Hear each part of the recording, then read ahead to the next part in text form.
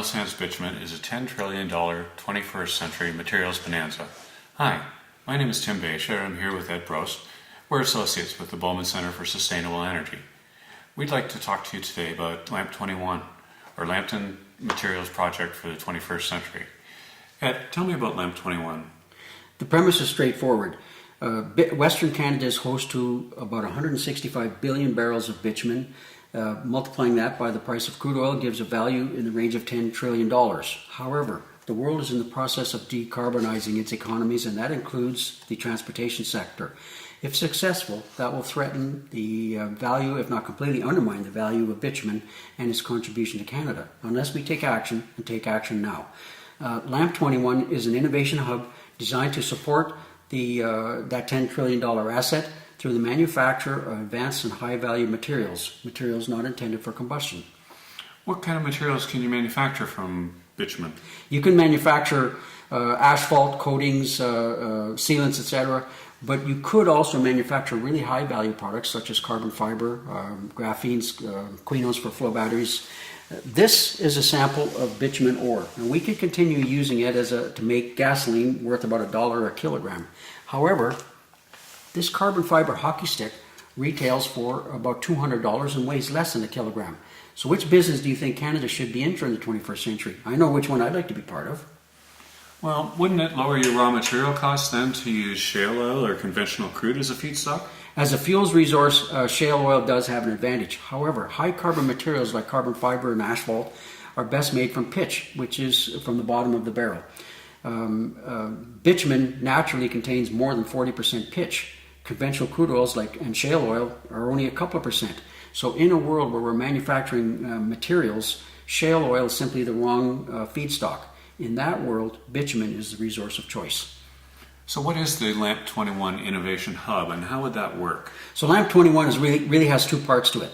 One is a profit center and the other is the Innovation Hub. The profit center is based on reconfigured but well-established and proven technologies used to manufacture conventional products for which there is a ready market.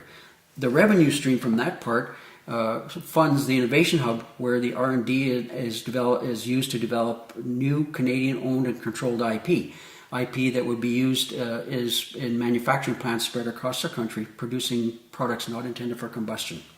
And why locate this Innovation Hub in Sarnia then instead of Alberta, closer to the bitumen reserves? Sarnia has a well-established history in materials development.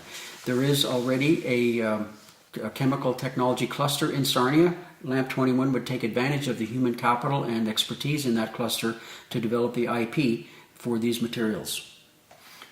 And the transportation links? And as well, Sarnia has access to global markets. Sarnia is within a day's drive of about half of the North American market and has rail and marine infrastructure giving it access to global markets. Are the projected returns attractive enough to interest investors? LAMP 21 was sized to displace about $300 million per year of asphalt currently being imported into the province or into eastern Canada. The LAMP 21 would also produce about $200 million worth of other products that would be sold to local refineries, giving it a total gross projected revenue in excess of $500 million per year, EBITDA of more than $100 million per year, and an IRR in the range of 20%. So yes, we think investors will be interested in this project. So this sounds like an opportunity to transform bitumen from a fuel source to a materials resource while generating jobs and wealth for Canadians from an existing bitumen reserve. It sounds relevant in leading Canada toward a decarbonized economy and reducing greenhouse gas emissions. Is this all really feasible? Yes, we think it is feasible because LAMP 21 ultimately is based on low financial and technical risk technologies that will be used to manufacture conventional materials and and revenues being used to fund the Innovation Hub. And that's why we think bitumen is a $10 trillion 21st century materials bonanza.